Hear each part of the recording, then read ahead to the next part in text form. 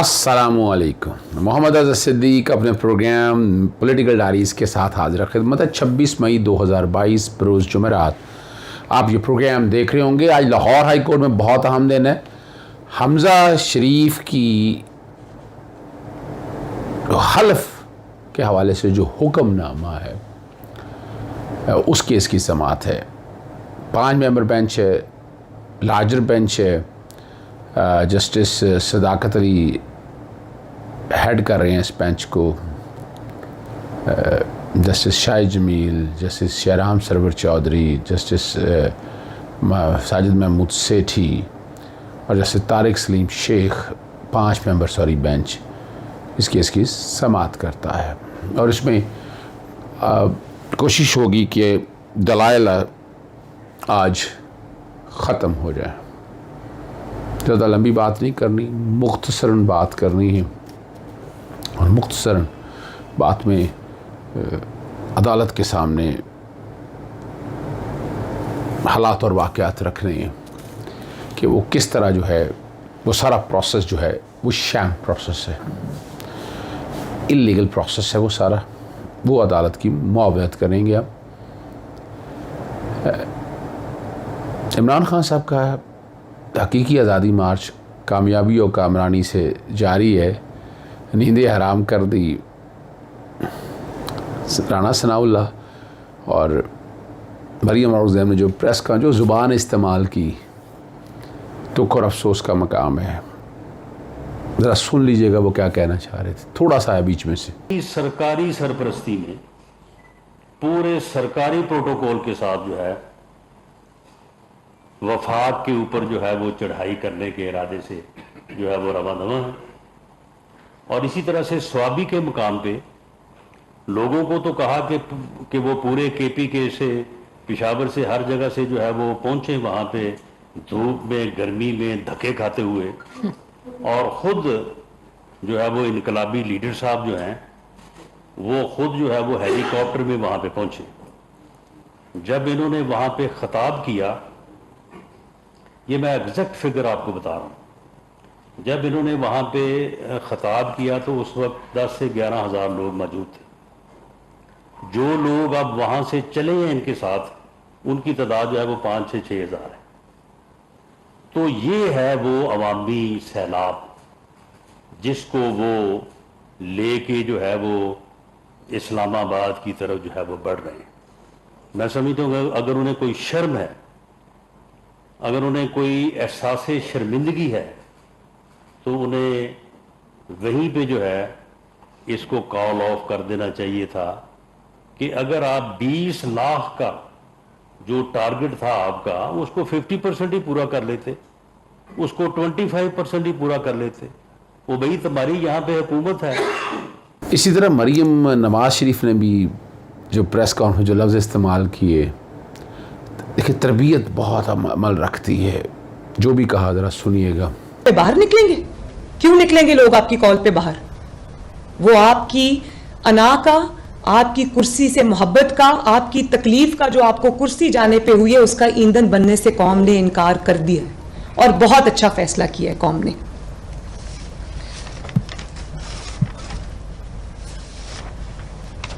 तो मैं अब ये कहना चाहती हूँ कि इस तारीखी नामोशी के बाद, इस तारीखी नाकामी के बाद, इस तारीखी शर्मिंदगी के बाद जो आज इमरान खान को हुई है, तो मेरा एक मुखलिसाना मशवरा है उनको कि उनकी सियासी लाश जो अब पाकिस्तान में तअफ़्फ़ुन फैला रही है उसको वापस बनी गाला ले जाएं, वहाँ किसी हुजरे में जाके बैठ जाएं और तस्बीह घुमाकर अल्लाह अल्लाह करें और इस मुल्क को तरक्की करने दें।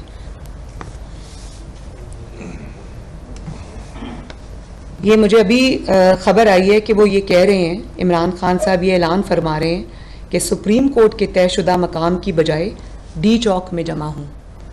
तो ये शख्स कभी भी अपने मोहसिन को डसे बगैर नहीं रह सकता। उस इस्टेब्लिशमेंट ने जिसने इसको उंगली पकड़ के चलाया, इसके ऊपर एहसान दर एहसान किए, ये था क्या? इसको उठा के प्राइम मिनिस्टर की कुर्सी पे बिठा दिया और सोचते रहे कि शायद चल जाए, शायद चल जाए। वो नहीं चल सका। और एहसान का बदला उसने क्या किया, क्या दिया? आज उन्हीं पर जो है वो रकीक हमले कर रहा है, उन्हीं पर शर्मनाक हमले कर रहा है, उन्हीं को गालियां निकाल रहा है। ये होता है मोहसिन कुश आदमी। माजिद खान से लेकर अलीम खान तक इस इंसान की यही रविश रही। और आज सुप्रीम कोर्ट ने जब इसको एक रास्ता दे दिया तो इसने अब सुप्रीम कोर्ट की भी जो अहकामात है उनकी धज्जियां उड़ा दी। ये शख्स हर कीमत पे फसाद चाहता है, हर कीमत पे फितना चाहता है, हर कीमत पे चाहता है कि कुछ मुल्क में ऐसा फसाद बर्पा हो जाए कि इसका कोई रास्ता बन जाए। तो मैं इसको ये पैगाम देना चाहती हूँ कि अवाम ने आज तुम्हारे मुंह पर जो जन्नाटेदार तमाचा मारा है ना, उसको आइंदा आने वाले दिनों में याद रखना और जाओ बनी गाला वहाँ चुप करके अपनी अहलिया के साथ बैठ के अल्लाह अल्लाह करो और पाकिस्तान की कौम की जान छोड़ो। जी पानी है, पानी। इस वक्त जो सूरत-ए-हाल चल रही है जिसमें इमरान खान ने भी कह दिया कि वो डी-चॉक में जाएगा और सुप्रीम कोर्ट के अहकामात की खुला खिलाफवर्जी है। मैं यहाँ कुछ ऐसे सीन नहीं दिखाना चाहता। कराची के अंदर मुझे सबसे दुख और तकलीफ़ हुई कराची में पाकिस्तान पीपल्स पार्टी ने जो जमहूरी रवायात की बड़ी कदरदान है, लेकिन फाशिज़म जो हाल रखा है वहाँ, स्ट्रेट फायरिंग और शेलिंग, टीयर गैस, ये बड़ा तकलीफ दे अमल है। वो जब मैं गुफ्तगू कर रहा हूँ तो बैकग्राउंड पे वो स्ट्रेट फायरिंग और इस तरह की चीज़ें जो है ना वो कराची के कॉन्टेक्स्ट में आप देख रहे होंगे। जो आम इशू है वो लेके चलना है। सहाफ़ियों को जो हरासा कर रहे हैं, एंकर्स को जो हरासा करने वाला मामला है, तो इस्लामाबाद हाई कोर्ट ने उसका एक तहरीरी हुक्मनामा जारी कर दिया है जस्टिस अतर मिलना साहब ने। अरशद शरीफ, समी इब्राहिम और डॉक्टर मुईद पीरज़ादा के नाम मेमोरेंडम ऑफ पिटीशन में तरमीम करने की इजाज़त मांगी थी, इजाज़त दे दी और तरमीम हो गई। दरख्वास्त गुज़ार नाराज़ हैं क्योंकि वो प्राइवेट शहरियों की शिकायत पर मुल्क भर में उनके ख़िलाफ़ जो है ना जी मुतअद्दिद मुजरमाना मुकदमे दर्ज किए गए। वकील अदालत को बताया कि रियासत के किसी भी इदारे और ना ही मुतल्लिका हुकूमतों की तरफ से कोई शिकायत दर्ज कराई गई है। और वकला ने यह भी कहा कि मुतअद्दिद फ़ौजदारी मुकदमात के अंदराज से बुनियादी हकूक़ की खिलाफ आर्टिकल 9 और 14 की बात तो सही है उनकी। वकला ने मज़ीद ये भी कहा कि इम्कान है कि दरख्वास्तगुज़ारों के ख़िलाफ़ गैर हकीकी वजूहात के अलावा दीगर फ़ौजदारी मुकदमा भी दर्ज किए जा रहे हैं। सहाफ़त के पेशे से वाबस्ता है और फ़ौजदारी मुकदमा दर्ज किए हुए हैं। अदालत के सामने ऐसा लगता है कि पहली नज़र में दरख्वास्त गुज़ारों के पास ये मानने के लिए माकूल बुनियादी हैं कि मुजरमाना गफलत गैर हकीकी वजूदात के अलावा दर्ज किए गए। रजिस्ट्रार ऑफिस फ़राह अफ्रीकन को नोटिस जारी करें। सेक्रेटरी दाखिला और सेक्रेटरी इंसानी हकूक़ को हदायत की है कि वो मुतल्लिका सूबाई हुकूमतों से दरख्वास्त गुज़ारों के ख़िलाफ़ दर्ज फ़ौजदारी मुकदमात के बारे में तफसीली रिपोर्ट पेश, जितने भी मुकदमा दर्ज हुए हैं उसकी सारी और आइंदा समात पर जो सेक्रेटरी दाखिला और सेक्रेटरी इंसानी हकूक़ रिपोर्ट पेश करे। PFUJ और Islamabad high court journalist association के अदालती मुआविन मुकर्रर कर दिया जाता है और अदालत तवक्कुत करती है कि दरख्वास्त गुज़ार अपनी पेशावराना कामों में ज़ाब्ता अखलाक के मुताबिक अंजाम देंगे। और ये जो कापियाँ उन्होंने सेक्रेटरी दाखिला और सेक्रेटरी इंसानी हकूक़ और दीगर को खुसूसी मैसेज के ज़रिए भिजवाई और 30 मई के लिए समात मुलतवी कर दी हैं।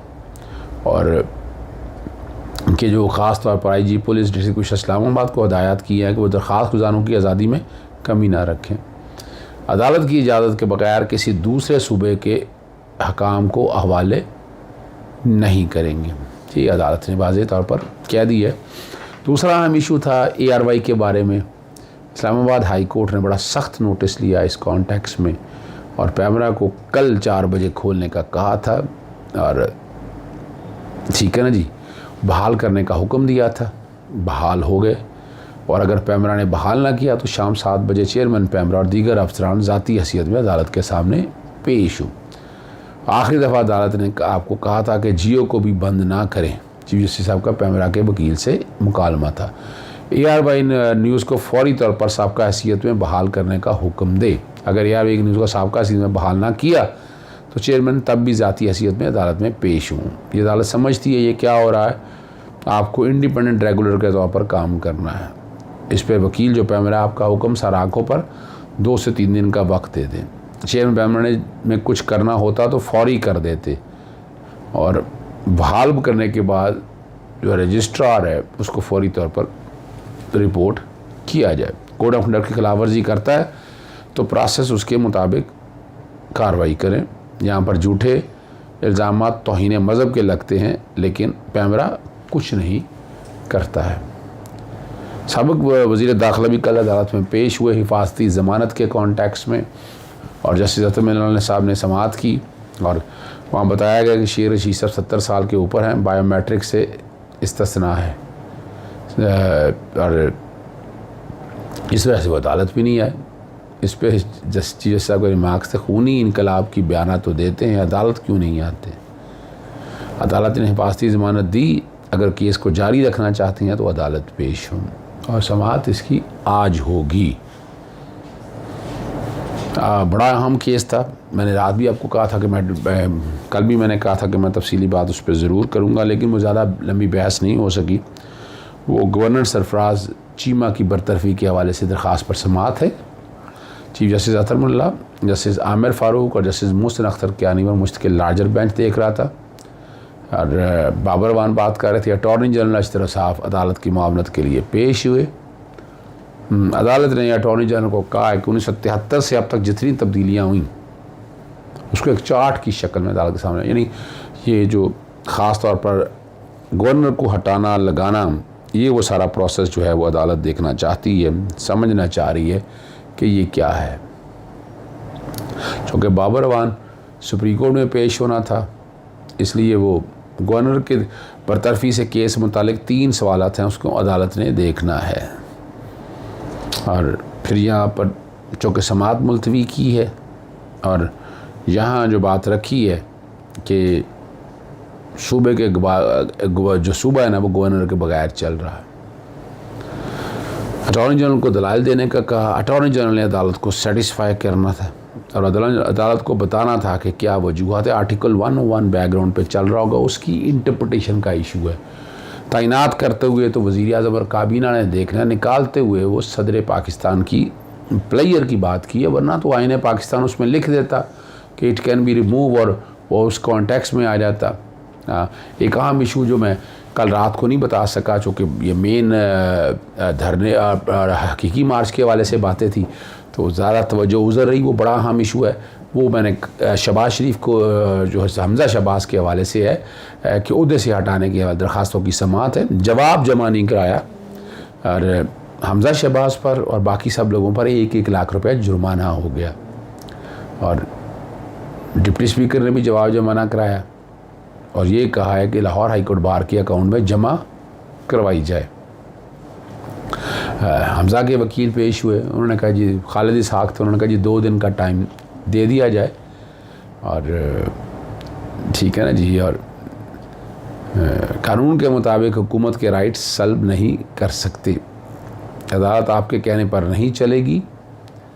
काफली के वकील से मुकालमा किया, एडिशनल एडवोकेट जनरल ने जवाब जमा कराने के लिए मोहलत की इस्तदा कर दी। आपको जवाब 2 रोज़ पहले जमा करवाना चाहिए था। ये लाहौर हाई कोर्ट के चीफ जस्टिस साहब के रिमार्क्स है। और हमज़ा शरीफ के पास मतलूबा वोट नहीं है। सवाल ये है कि हमज़ा शरीफ के पास शख्सियत है या नहीं। सवाल ये है कि सुप्रीम कोर्ट के फ़ैसले का इतलाक़ माजी से होगा या नहीं। ये चीफ जस्टिस साहब ने रिमार्क्स रखे हैं वहाँ पर। और अगर सुप्रीम कोर्ट के फ़ैसले का इतलाक़ माजी से हुआ तो सारी सूरत हाल क्लियर हो जाएगी। 30 मई तक जवाब दाखिल करने के लिए वक्त दे दिया है। आर्टिकल 63 के हवाले से यहाँ अदालत को बताया, अदालत के सामने वो सारी बातें रखी यहाँ कि और इसका इतलाक़ माजी से होना है। वो फ़ैसला जो है मैं बैकग्राउंड पे चला देता हूँ 7 अप्रैल का। इसके लास्ट पैरे में लिखा है कि आर्टिकल 63 के असरात का ख़ुद ज़िम्मेदार होगा वोट डालने वाला। हर वो इन्होंने वोट अपनी मर्ज़ी से डाला है तो ज़िम्मेदारी फिर इनकी अपनी है। यानी अदालत को साथ मुआवनत के लिए नोटिफिकेशन जो 15-25 MP हैं उनका, जिसमें से 5 जो है मखसूस नशिस्तों पे है। आइन के आर्टिकल 224 के तहत वो बराह रास्त मुंतखब हो जाते हैं, लेकिन अभी तक उनका नतीजा नहीं रखा। लेकिन इनका इलेक्शन का ऐलान कर दिया जुलाई के अंदर, इलेक्शन, उसका कोई ताल्लुक़ नहीं है बाकी सीटों के साथ, जो भी आता है या नहीं आए। जो सीट है वो जो भी अरकान आ जाता है उसने मुद्दत पूरी करनी है इनके आर्टिकल 224 के साथ। और फिर साथ साथ मैंने अदालत को ये भी बताया, वो दरख्वास्त कहा कि पहले अमेंडमेंट कर लें, वो तरमीम मैंने कर ली है, सुबह मैं फ़ाइल कर रहा हूँ। आईजी को भी पार्टी बनाया है इसके अंदर, इस दरख्वास्त के अंदर। और कहने का मकसद ये, पुलिस जब मर्ज़ी दिल करता है कॉर्डन ऑफ कर लेती है। पुलिस के पास इख्तियार कहाँ से आ गया, जाएं जाकर और वहाँ बैठकर आप खड़े हो जाएं और आम आदमी को, पार्लियामेंटेरियन को आने ना दे अंदर, और वो सारा जो आपका काम है लेजिस्लेशन का वो सारा रुक जाए। साथ साथ इसमें पोस्टिंग ट्रांसफ़र उस हवाले से भी गुजारिश की है, वो सारी की सारी गैर कानूनी, चूँकि हमज़ा तो कैबिनेट के बग़ैर है ना जी। जब कैबिनेट नहीं है तो हमज़ा की बस बतौर वज़ीर आला कोई हैसियत नहीं है। इस पे अदालत का था कि जी आप जो है ना अपना किसी पार्लियामेंटेरियन को फरीक बनाते। मैंने लिखा जी 2 की तरफ से मैंने मुख्तलिफ नोटिस दिए हुए हैं, डिप्टी स्पीकर को दिए हुए थे नोटिस 2 में, और डिप्टी स्पीकर की अभी तक उसका कोई कार्रवाई नहीं की, और डिप्टी स्पीकर अब भी जो है वो बुनियादी तौर पर अपनी सीट पे वो काम नहीं कर सकता है। और यहाँ इस बुनियाद पर ये दरख्वास्त वापस ले ली है और कल अदालत में दरख्वास्त दायर कर दी जाएगी, जिसमें आईजी को भी फरीक बनाया जाएगा और ये हालात वाक़यात रखेंगे ये सारा जो प्रोसेस हुआ ये शैम हुआ है, सब गैर कानूनी है, इसको ख़त्म किया जाए। मैं अब आपके सामने बड़ी तफसीली मैंने गुफ्तगू कर ली है और इस केस में मैं बड़ा क्लियर हूँ कि हमज़ा शरीफ फ़ारग हो जाएगा। इज़्ज़त इसी में है, चुप करके इस्तीफ़ा दे और डी नोटिफाई करे और नए इलेक्शन की तरफ जाए। शर्मिंदगी अगर ये तय किया है कि उन्होंने भुगतना है तो फिर भुगतने से मैं तो कुछ नहीं कह सकता। कुछ माजी की यादें, अच्छा प्रोग्राम, फाज शहबाज दोस्त हैं तमाशा प्रोग्राम में, वो गुफ्तगू मेरे साथ क्या की है ज़रा ले चलते हैं आपको, वो ज़रा ज़ोर सुनिएगा और ये तारीख़ के जरोंगों में रिकॉर्ड रहना है, ये सारा कुछ सुनिएगा। शेख रशीद ने कहा कि एक इंटरव्यू में कि जिसने भी इमरान खान साहब को ख़त का मशवरा दिया है वो उन्हें बहुत ऊपर ले गया। किसने दिया मशवरा? मशवरा क्या हक़ाइक़ है भाई? अच्छा सबूत कैसे देता हूँ मैं? अगर हो सके ना तो मेरा ट्वीट बैकग्राउंड पे चला सकोगे? मैं तुम्हें ट्वीट भेजता हूँ। बताइए बताइए। मैं ट्वीट दे देता हूँ। 27 मार्च 6:42 में मैं ट्वीट कर रहा हूँ, इमरान खान छक्का मारने के लिए तैयार, तहरीक अदम एतमाद असेंबली में पेश नहीं हुई, असेंबलियां तहलील हो सकती हैं, वरना मैं क्या लिख रहा हूं? वो जो असेंबली आरिफ अलवी साहब ने तहरीक अदम एतमाद में सुकम है स्पीकर रूलिंग से मुस्तरद कर दे।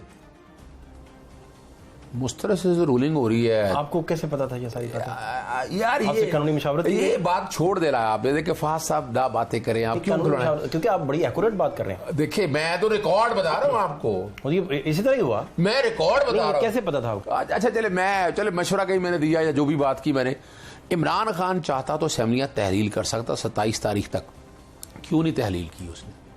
तहलील कर देता तो ये झगड़े ना होता। कैसे तहलील कर सकते थे? 8 की अदम एतमाद आ गई हुई थी। वो हो भाई, टेबल हुई है 28 तारीख को, 28 तारीख को वो टेबल हुई है रेजोल्यूशन। 27 से 28 तारीख से पहले उसकी कोई अहमियत नहीं है। 7 दिनों में करनी है ना। 28 से 3 तारीख तक, 3 अप्रैल तक थी जहां अबेट होनी थी। नहीं, अदम एतमाद जब आ जाए तो प्राइम मिनिस्टर कैसे असेंबली? मैं वही तो बता रहा हूँ, सुप्रीम कोर्ट ने इसलिए तो रिवर्स किया वो फैसला। फहद साहब यही तो बताने लगा हूँ कि तहरीक अदम एतमाद पेश हो, टेबल हो। टेबल होने से मुराद है असेंबली में टेबल हो, खाली जमा ना करा दे क्लर्क के दफ्तर में जाकर, आप मेरे क्लर्क के दफ्तर में कराने के काम पूरा हो गया, नहीं। अच्छा, यानी आप ये कह रहे हैं कि जो 8 मार्च को सेक्रेटेरिएट में जमा हुई, असेंबली सेक्रेटेरिएट में, आप कह रहे हैं उसकी कोई कानूनी हैसियत? कोई हैसियत नहीं है ना आपके ख्याल में? कि मैं देखिए मैं आपको हकायक बता रहा हूँ, वजह क्या है। अच्छा, 95 में देने, 7 दिनों में फैसला करना है, तो फिर तो अगर आपकी बात मान लूँ 28 से, वो तो 15 को खत्म हो जानी चाहिए थी। वो 28 को टेबल हुई है और 3 अप्रैल आखिरी तारीख। अच्छा चलें, ये असल में इमरान खान ने रिस्क लिया भाई। आज का जो मौजू हमारा मैदान अमल है वो इसके ट्रायल में जाना नहीं है कि टेबल हो, ये कानून नहीं। बेसिकली अब मैं जानना आपसे ये चाह रहा हूँ कि ये फैसला आपको लगता है कि हो जाएगा, इस्लामाबाद पहुँचेंगे वहाँ बहुत बड़ी तादाद लोगों की होगी। मैं देखिए मैं वहाँ announce हो जाएगा मैं re-election। आपको 3 ऑप्शन बता देता हूं। पहले तो मैं देख रहा हूं कि ये लॉन्ग मार्च शुरू होने से पहले ही शायद मसला खत्म हो जाए। ओके, नंबर 1 वो डिसीजन हो जाए, आ जाए, पंजाब का फैसला हो जाए। पंजाब तो इनके हाथ से निकल चुका है, ये कम तक बचाएंगे, कहां तक बचाएंगे, क्या करेंगे पंजाब का? पंजाब को देखे ना यार। मुझे 2 बातें अब आपने समझानी है। हाँ। उसी ट्वीट की तरह समझानी है। हाँ मैं बड़ा सीधा समझाता हूँ। वो ये कि पहले मुझे बताएं पंजाब का मैं क्या एक बार बताऊँ और आपको फाद, अगर चल सके तो गवाह हैं इस बात के, 3 तारीख वाले दिन सुबह सहरी के वक्त मेरे साथ 2 बंदे थे। 3 अप्रैल 3 अप्रैल की बात जिस दिन आरिफ अलवी साहब ने असेंबली डिसॉल्व की। जिस दिन कासिम सूरी ने वो रूलिंग पास की, उस दिन मेरे साथ सुबह सहरी के ऊपर 2 आदमी थे। एक का नाम नहीं लेता, दूसरा फेमस एंकर है इमरान रियाज साहब। पूछ लीजिएगा इमरान रियाज से मैंने क्या कहा था, जो मैंने बातें कही थी वही हुई कि नहीं।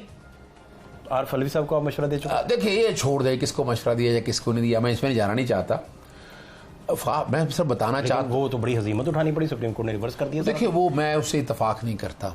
अब बात और तरफ चले जाएगी। आप पंजाब समझाइए और मुझे। मैं पंजाब में, देखिए पंजाब में 2 चीज़ें बड़ी वजाहत के साथ बताता चलूँ। पहले तो बात है पंजाब असेंबली का इलेक्शन टेंटेड है और मैंने नोटिस दिया हुआ है डिप्टी स्पीकर को भी, उसके डिस्क्वालिफिकेशन का भी मैंने बाकायदा नोटिस दिया हुआ है 2 MPS की तरफ से। इजलास आपको पता है असेंबली के अंदर होना था, वोटिंग असेंबली, वो तो बैठ के गैलरी में बैठा हुआ था। फिर पुलिस बुलाई, प्रिविलेज एक्ट के तहत वायलेशन उसने की, ये सारा रिकॉर्ड पे है। सुप्रीम कोर्ट में मैंने जो बहस किया, मैंने एक ही पॉइंट पे बहस किया कि वोट काउंट नहीं होगा। ये रिकॉर्ड की बातें हैं, मैं आगे पीछे नहीं बात करता। वोट काउंट नहीं होगा। अब आपको आना पड़ेगा 16 अप्रैल पे जिस दिन इंतखाब हुआ है, तो वोट तो काउंट नहीं होगा।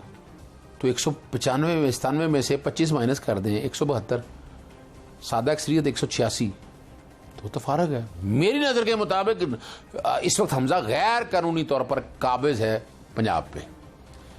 इससे आगे चलते हैं। अब क्या करने वाले हैं? अब इससे आगे चलते हैं। एतमाद का वोट तो गवर्नर ले सकते हैं ना। देखिए अब अगली बात जो है वो मसाइल पैदा किए उन्होंने, गवर्नर को हटा दिया। हालांकि गवर्नर को भी गलत हटाया, वो सदर का इख्तियार है आर्टिकल 101(2) के तहत, 101 सब आर्टिकल 3 के तहत सदर को इख्तियार है। उन्होंने गवर्नर को अब क्या हो, आपको देर लग रही है असेंबली में, डी नोटिफाई हो गए, 25 डी नोटिफाई हो गए, 5 आर्टिकल 224 के तहत उनके बंदे आ जाने हैं। इस वक्त अक्सरियत जो है PTI और चौधरी परवेज लाई की मौजूद है। चौधरी परवेज लाई बहसीयत स्पीकर एक्टिंग गवर्नर का नॉमिनेट कर दिया, चार्ज लेना है उनको। अगर प्रोग्राम आपका आज चल रहा है तो कल जो है मंगल वाले दिन इस्लामाबाद हाईकोर्ट में लार्जर बेंच समाअत कर रहा है। अगर गवर्नर का नोटिफिकेशन सस्पेंड कर देता है तो गवर्नर तो वापस आ गया, गवर्नर एक लम्हा नहीं लगाएगा। इस्तेमाल के वोट आप तो वकील बन गए भाई, आप तो कानून दार भी बन गए, आइल दार भी बन गए भाई, आपको आइल ऐसा ही है। अच्छा ठीक हो गया। तो वो क्या करेगा, अदम एतमाद कहेगा तो इनके पास तो है ही कुछ नहीं। 186 लेने होंगे उसमें, एतमाद के वोट 186 लेने। वही अक्सरियत जो थी नहीं वो 186 तो है नहीं। अब अगले पोल में सादा अक्सरियत चाहिए, सादा अक्सरियत दोनों में से जो ले जाएगा। एतमाद के वोट के लिए 186 चाहिए। ठीक हो गया। उन्हें बेहतर यही है इस्तीफा दे दे, इज्जत बच जाएगी इनकी। इस्तीफा ना दे, खुद ही छोड़ दे कि सुप्रीम कोर्ट का फैसला है। ओके, ये हो गया पंजाब का मंजरनामा जो आपने ड्रॉ किया, सारी बातें बता के। अब विफाक में क्या देख रहे हैं? वफाक में आपने कहा नंबर 1 ऑप्शन है कि यहां से चले या रास्ते में मसला हो गया, नहीं तो आगे दूसरा ऑप्शन। वफाक में बड़ा खतरनाक ऑप्शन है। सदर देखिए बड़ी कोशिश की, फजलुर रहमान को बेवकूफ़ बनाया उन्होंने कि सदर फारग हो जाएगा। सदर को तो इम्पीच करना पड़ता है, 2 या अक्सरियत चाहिए, तो है नहीं ना। अब सदर के पास इख्तियार क्या है, एतमाद का वोट 172 वोट लेने हैं भाई। तो वो आप कह रहे हैं कि वो भी नहीं ले सकेंगे? कैसे 172 है उनके पास? ठीक है 172 का उनके पास, काफली के 2 वोट है। नहीं, मेरा नंबर गेम से ज्यादा मैं ये इंटरेस्टेड हूँ कि कब सदर ये कह सकते हैं। अब देखिए बात बड़ी सीधी सी है, हो सकता है 25 को ही कह दे। इतना क्या है, हो सकता है 25 को ही कह दे, उनके पास मौका है, असेंबली डिसॉल्व कर दे, शराफत से चले जाएं। जरूर धक्के खा के जाना है, जलील होके जाना है। 25 तक सदर पाकिस्तान इनसे एतमाद के वोट के लिए बिल्कुल कह सकते हैं, उन्हें वो कह सकते हैं। और एतमाद में इनके पास वोट पूरे नहीं होने, आज नोट कर लीजिएगा, इनके पास वोट पूरे नहीं होने, शर्मिंदगी हजीमत होगी, जलील होंगे। वो छोड़ें यार, इस पाकिस्तान में आगे इलेक्शन की तरफ जाएं। पूरी कौम तैयार है इलेक्शन के लिए। आप एक्सपेक्ट कर रहे हैं? अच्छा चलें, ये तो 2 ऑप्शन आपने बता दी। तीसरी ऑप्शन यही है कि धरना हो और लोग ज्यादा आए और उस बुनियाद पे प्रेशर एग्जर्ट हो और आप री इलेक्शन के अनाउंसमेंट ले लें गवर्नमेंट से, या कोई मुफाहमती लोगों का बेंच बैठे, जैसे डिफ्यूज किया था पीपल्स पार्टी ने ताहिरुल कादरी साहब का धरना और मुज़ाकरात वगैरह हुए थे उस टाइप का। कमरुज़्ज़मान कायरा उसके हीरो बन के उभरे थे। अब क्या होगा? देखिए, मैं तो आज भी बड़ा क्लियर हूं कि शायद उस मुज़ाकरा तक बात ना जाए। अगर उस मुज़ाकरा तक बात जाएगी तो 2 पॉसिबिलिटीज़ है उस मुज़ाकरा तक जाने की। अगर बात आएगी 2 पॉसिबिलिटीज़ मैं देखता हूँ। एक तो ये होगा कि ये चूँकि बजट तो पेश होना है, बजट के बगैर मुल्क आगे नहीं चल सकता, तो बजट ये कोशिश करेंगे सॉफ्ट दे देंगे और मिनी बजट बाद में आएंगे। ये बजट चलाने के लिए ना, और अगर असेंबलियाँ डिज़ोल्व करते हैं, देखिए वो 2-3 काम करने हैं और कल या परसों में 2 काम हो जाएंगे। एक नैब कवानीन में तरामीम करनी, एक इलेक्शन एक्ट में तरामीम करनी है उन्होंने। ये 2 चीज़ें मुकम्मल की हैं उन्होंने और ये एजेंडा है पाकिस्तान पीपल्स पार्टी का भी और पाकिस्तान मुस्लिम लीग नून का भी, तमाम सियासी जमातों का। वो ओवरसीज़ को वोट के हक़ से महरूम करना चाहते हैं वो। और कल वैसे लाहौर हाई कोर्ट में मामला लगा है और हम इतनी आसानी से होने नहीं देंगे, ये बात बता दें हम आपको। ये 2 काम करेंगे वो नैब के कवानीन के तहत। एक काम उन्होंने कर लिया है, अपोजिशन लीडर अपना ले आएँ और हो सकता है कल आप मेंबर इलेक्शन कमीशन का भी सुन लें कि 2 मेंबर हमने तैनात कर दिए। बड़ी खबर दे रहा हूँ मैं आपको। चेयरमैन नैब पे भी मुशावरत का आगाज करने वाले हैं। मैं देखिए, आपने अगली बात मेरे मुँह से ले ली, छीन ली मुझसे। अगला चेयरमैन नैब है। और तीसरा बड़ा काम क्या है कि आजकल अगर कल ये इनके हाथ से हुकूमत चली गई, ये वज़ीर आज़म फारग हो गए, तो फिर वज़ीर आज़म के तौर पर आ जाएंगे इमरान खान। अगर वापस आ जाते हैं इस सारे प्रोसेस के अंदर से, तो अगला जो वज़ीर आज़म आता है, अगर मिसाल के तौर पर एक ऑप्शन और है मैं आपके सामने रख दूँ, वो रिव्यू की ऑप्शन है सुप्रीम कोर्ट के सामने। सुप्रीम कोर्ट रिव्यू के अंदर पहला ऑर्डर सेटिसाइड कर सकता है। कौन से वाला? पहला ऑर्डर वो जो आरिफ अलवी साहब की असेंबली वाला दिया था। बिल्कुल। वो कैसे? ओहो सुन तो ले, बहुत इन मार्जिन है, बहुत इन ओहो सुन तो लेना, सुन तो लेना। मेरा प्रपोजिशन ले लें आप। मैं आपके सामने सारी रखा हूं, ये तारीखी तौर पर चीजें याद रखनी जो कि ये तारीख का हिस्सा रहने। अभी आपको किसी ने नहीं बतानी, हर कोई कोई को डंडी मार जाएगा। मैं आपके सामने सच रख रहा हूं। 28 तारीख से 3 तारीख तक 7 दिन के अंदर अदम एतमाद ये और नेगेटिव वर्ड से काउच हुआ है। आप 8वें दिन नहीं जा सकते। क्या हुआ? सुप्रीम कोर्ट ने 3 तारीख को स्टे तो नहीं ना दिया, वक्त रोका नहीं रोका। सुप्रीम कोर्ट अगर आगे 7 को भी कहती है वापस चले जाएं, वक्त तो गुजर गया आदम एतमाद का। सुप्रीम कोर्ट ने कह दिया कि आप ले लें, एतमाद ले लें, और आगे क्या किया? 7 तारीख को कहा कि आप 3 में वापस चले जाएं और 9 तारीख डेट रखी कि उस दिन बैठकर आपने तहरीके अदम एतमाद लेनी है।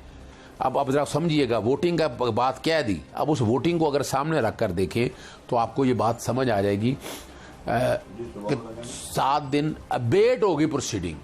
ये मैं बड़ी बात कर रहा हूं। आप कह रहे हैं इस प्रोपोजिशन पे आप रिव्यू जीत सकते हैं? बिल्कुल जीत सकते हैं। आपका ये कानूनी नुक्ता है? ये कानूनी नुक्ता है और बड़ा जबरदस्त नुक्ता है। इसको सामने रखते हैं आप फारग हो जाएंगे। आपके पास जगह नहीं देगी खड़े होने की। आखिरी बात जिसमें मैं यस नो में आंसर चाहूंगा, अगर इलेक्शन अनाउंस हो जाता है और ये जुलाई अगस्त में इलेक्शन हो जाता है, तो इमरान खान साहब कोई 60-65 सीटें लेते हैं फ़र्ज़ करें, तो तहरीक इंसाफ मान लेगी इसके नताइज?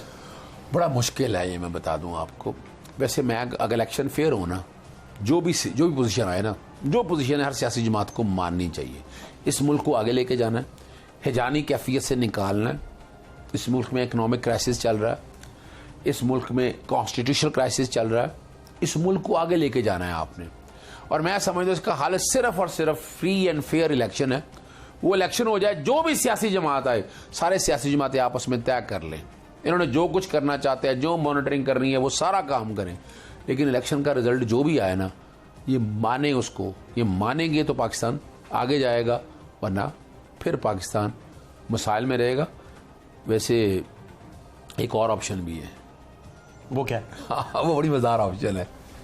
ये चले जाते हैं, इंटरम सेटअप आता है, वो प्रोलॉन्ग कर जाए। अब कॉन्स्टिट्यूशन में इजाजत है इस बात। इजाजत भी है, और आप इकोनॉमिक इमरजेंसी लगाएं और वो प्रोलॉन्ग कर जाए। आपके पास अहम तरीन तकरीयां भी वो कर सकता है सारा कुछ। अब ये दिख रहा है ये तो, लेकिन केयर टेकर सेटअप नहीं कर सकता, याद रखिएगा सुप्रीम कोर्ट की जजमेंट है इसके ऊपर, नहीं कर सकता। लेकिन आप जब इस बात को प्रोलॉन्ग करते हैं तो देयर इज एवरी पॉसिबिलिटी कि what is going to be the next move, constitutional crisis मौजूद है। बहुत शुक्रिया आपका कीमती वक्त, थैंक यू सो मच। जी, आपने वो सारी गुफ्तगू मेरी उसके साथ सुन ली, ये सारी जो बातें हैं हकायक पर मबनी, सारी आपके सामने रखती हैं, और रिज़ल्ट क्या होता है ये मेरे अपने जहन के हवाले से जो मैं समझता हूँ बेहतर क्या है। इजाज़त चाहूँगा। अस्सलाम वालेकुम, अल्लाह हाफ़िज़, पाकिस्तान जिंदाबाद।